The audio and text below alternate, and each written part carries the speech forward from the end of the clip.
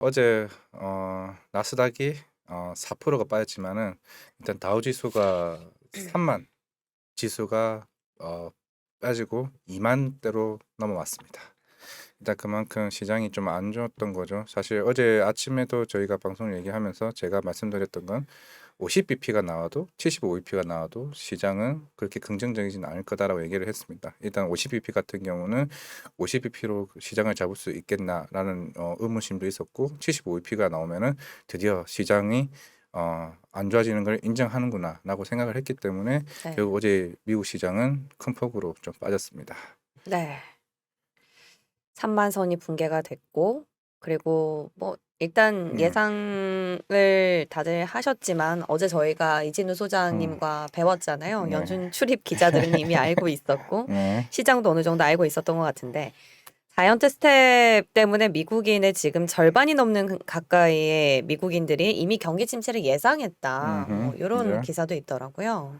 그렇습니다. 사실 최근에 뭐 IT 수요에 대한 부분도 이제 오더컷 얘기도 계속 나왔다시피 이제 6월 이제 말을 갈수록 어떻게 보면 2분기 네. 실적에 대한 우려가 좀 본격적으로 나올 것 같습니다. 제가 봤을 때도 1분기보다는 더 안 좋을 수 있는 환경이 만들어지는 것 같고요. 그렇기 때문에 시장에 대해서 너무 또 그렇게 너무 희망 고문적인 또 좋은 얘기만 할 수는 없는 상황이기 때문에 좀 시장은 어느 정도 오히려 기회일 수도 있고 누군가에게는 어떻게 보면은 굉장히 대응을 조심스럽게 잘해야 되는 좀 구간이 아닌가 좀 생각을 하고 있습니다. 네, 그런 시장을 또 여실히 드러내는 것 중에 하나가 미국의 가상자산 관련주의 공매도 올해 맞습니다. 수익률이 무려 130%에 달하네요, 지금. 지금 사실 시장에서 우려하는 것 중에 하나가 이제 네, 비트코인이 좀 될 가능성이 좀 굉장히 높습니다. 네. 실제적으로 빅테크 관련 회사들도 음, 비트코인 같은 에 투자한 회사들도 많고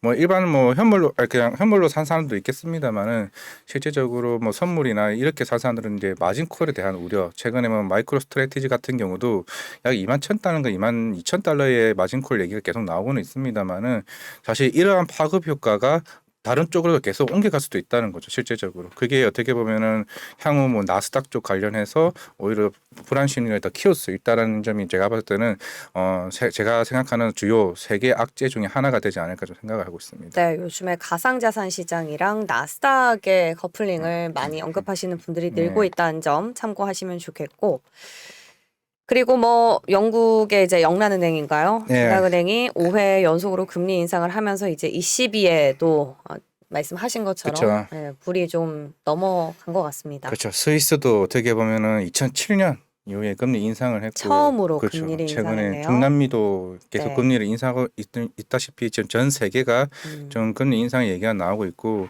사실 그동안 우리가 이제 FOMC CPI만 위주로 이제 말씀을 드리다 보니 어느 순간 이런 20이나 이 작은 거에서 우리가 잊고 있었던 사실 시작은 유럽에서 시작을 했기 때문에 우리가 너무 미국 쪽에만 쏠리긴 했었는데 미국이 어느 정도 FOMC가 정리가 돼 버리니까 이제 유럽 쪽에서 이제 서서히 이제 음, 흐름이 나오고 있죠. 어제도 네. 사실 유로존 뭐 이탈리아나 이제 독일 같은 경우도 이제 러시아에 대해서 지금 천연가스 관련 워낙 이제 에너지 수입 비중이 워낙 크다 어렵다 보니까 보니까, 네. 그만큼 물가에 대한 부담이 엄청나게 크고 있습니다. 네. 이탈리아도 마찬가지로 지금 계속 그래서 ECB에서도 긴급 회의를 한 것도 있고 네. 그만큼 채권 안정화를 위해서 하려고 하고 있는데 실제적으로 지난 그저께 밤 9시에 그 당시 유럽 쪽에 금리가 10% 가까이 빠졌던 만큼 새로운 또 악재 요인이 하나 나온 것 같기는 합니다. 그래서 추후에 계속 ECB 관련 대응도 좀 계속 지켜봐야 될 것 같고요. 음.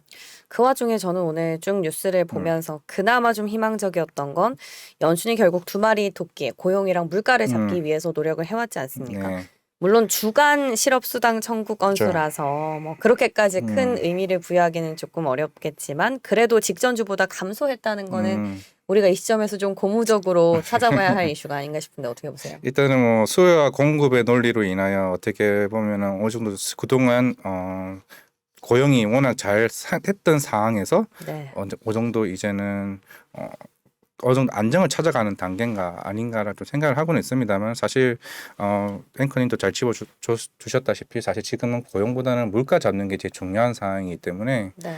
사실 그런 부분이 사실 어제 시장에서 실망했던 거는 연준이 자꾸 시장 못 따라잡는 실망감이 결국엔 인정하는 사례가 아닌가. 75p로 올렸다는 그 자체가 사실 타이밍이 좀 늦었다 이 말씀이시죠? 사실 결국에는 어제 시장 같은 경우에는 네. 뭐 확실한 막 그 하락의 요인에 대해서 어떻게 찾아보자 한 게 겨우 이제 그 정도 네. 라인이 아닌가라고 생각을 하고 있습니다. 자, 근데 제가 또 어제 드는 생각이요. 사실 물가를 잡겠다고 금리 인상을 했지만 금리를 인상했을 때 기업들의 부담이 커지고 결국에 기업이 부담이 커지면 가장 먼저 하는 게 구조조정 아닙니까? 그럼 인건비가 감소할 수밖에 없고 그렇게 되면은 고용률이 떨어질 수밖에 없어서 네. 뭐 시장에 지금 플레이어들이 한 목소리로 뭐 연준의 뭐 저기 결과라든지 이런 입장이 조금 발표가 늦었다라고 하지만 저는 그 마음도 이해가 되지 않는 그죠. 건 아니거든요. 그죠. 어쩔 수 없고 단기적으로 봤을 때 시장은 힘들지만 또 장기적으로 봤을 때 너무 급격하게 올리다 보면 고용에까지 힘을 잃을 수밖에 없기 때문에 어느 맞습니다. 때보다 좀 신중한 파월 의장의 모습을 볼 수 있었던 것 같습니다. 네, 맞습니다. 네, 그 밖에 뉴욕 증시에서 또 체크할 만한 포인트. 사실 이제 유가 얘기는 계속 매일마다 할 수밖에 없는 게 사실 네. 어제 이란에 관련해서 이제 중국 기업에 대한 뭐 제재를 한다는 얘기를 했었는데 네. 사실 다음 달에 사우디를 가긴 합니다만은 사실 유가가 잡기가 쉽지가 않을 것 같기는 합니다. 사실 뭐 사우디를 간다고 해서 걔네들도 바보가 아닌 이상 그렇게 증산을 확 올릴 것 같지도 않고 사실은. 이미 좀 많이 얽혀 있었죠. 네. 둘은 네. 근데 그 사이에 요 최근에 제 주변 사람들이 유가 인버스를 계속 샀다고 하니까 더 신뢰가 안 가는 것 같습니다. 그래서 아무튼 WTI 같은 경우도 결국 제일 중요한 변수이기 때문에 네. 어제는 좀 빠졌지 않습니까? 다시 막판에 그 이란 관련 이슈 때문에 113달러까지 갔던 게 117달러까지 다시 또 올라왔습니다. 그러면서 다시 유가가 반등하는 요인이 돼버렸던 거기 때문에 네. 아무리 이제 어제 뭐 금리를 올리고 뭘 해도 사실 유가가 짜지는 못하면은 결국 또 CPI가 다음 달에 6월달 CPI가 또 올라가 버리면은 이제는 네.